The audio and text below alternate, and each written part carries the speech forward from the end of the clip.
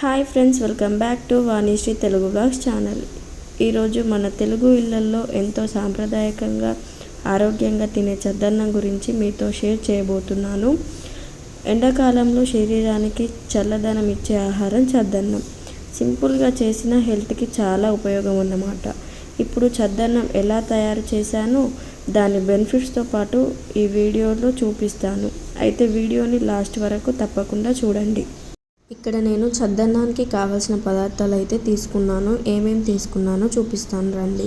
ముందుగా వండుకున్న అన్నం తీసుకున్నాను, ఒక గ్లాస్లో కొంచెం మజ్జిగ తీసుకున్నాను, అండ్ ఒక కప్పు వరకు పాలు తీసుకున్నాను, సన్నగా తరుముకున్న ఉల్లిపాయ ముక్కలు తీసుకున్నాను, అండ్ 2 పచ్చిమిర్చి తీసుకున్నాను, ఇంకా ఒక కప్పు వరకు వేడివేడి గోరువెచ్చని నీళ్ళు తీసుకున్నాను. అంతేనండి. చద్దన్నం ఎలా తయారు చేయాలో చూసేద్దాం రండి. ముందుగా వండుకున్నటువంటి అన్నం తీసుకుందాం. ఇక్కడ మీరు కావాలంటే మెత్తగా ఉడికించుకున్నటువంటి బ్రౌన్ రైస్ మిల్లెట్స్ని ఏదైనా వాడుకోవచ్చు, బట్ మెత్తగా ఉడికి ఉండాలి. ఇందులో ఒక కప్పు వేడివేడి నీళ్లు పోసుకోవాలి, అండ్ ఇంకా ఒక కప్పు వరకు వేడివేడి పాలు పోసుకోవాలి. ఓ 2-3 నిమిషాలకి లేదా పాలు తోడు పెట్టుకుంటాం కదా, గోరువెచ్చగా ఉన్నప్పుడు 2 టేబుల్ స్పూన్ లేదా 3 టేబుల్ స్పూన్ల వరకు పెరుగు వేసుకోండి. మజ్జిగ వేడి మీద తోడు వేస్తే కనుక తోడుకున్నప్పటికీ పులుపు వస్తుంది అని గమనించండి. ఎందుకంటే పులుపు మరింత వేడి చేస్తుంది శరీరానికి. ఏముంది ఇందులో ప్రత్యేకత, అందరూ చేసిందే కదా, మీరు నీళ్లు పోసారు అంతే కదా అని అనిపిస్తుంది.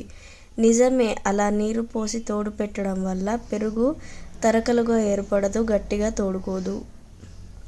ఎందుకంటే పులుపు మరింత వేడి చేస్తుంది శరీరానికి. ఏముంది ఇందులో ప్రత్యేకత, అందరూ చేసిందే కదా, మీరు నీళ్లు పోసారు అంతే కదా అనిపిస్తుంది కదా. నిజమే, అలా నీరు పోసి తోడు పెట్టడం వల్ల పెరుగు తరకలుగా ఏర్పడదు, గట్టిగా తోడుకోదు.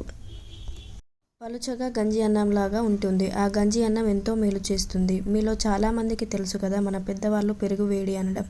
నిజంగానే పెరుగు వేడి, మజ్జిగ చలువ. అది ఎందుకో ఇప్పుడు చెప్తాను. గట్టిగా పేరుకున్నటువంటి పెరుగు పేగుల్లోకి చేరి ఆమ్లాలతో కలిసి అరగడానికి సమయం పడుతుంది. ఆ అరిగే సమయంలో అది పులవడం మొదలవుతుంది.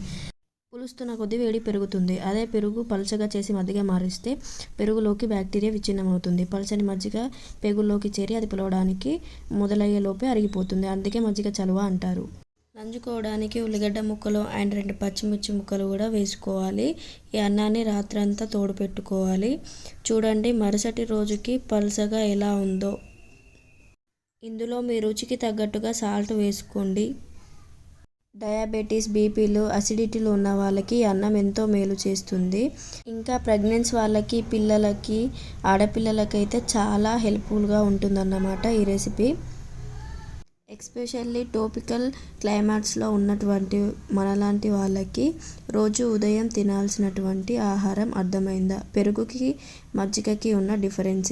ఫ్రెండ్స్, ఈరోజు నేను చేసిన చద్దన్నం వీడియో మీకు నచ్చిందని ఆశిస్తున్నాను. ఇలాంటి సాంప్రదాయ వంటలు డైలీ వ్లాగ్స్ చూడాలంటే వాణిశ్రీ తెలుగు వ్లాగ్స్ ఛానల్ని సబ్స్క్రైబ్ చేసుకోండి. లైక్ చేయండి, కామెంట్ చేయండి, షేర్ చేయండి.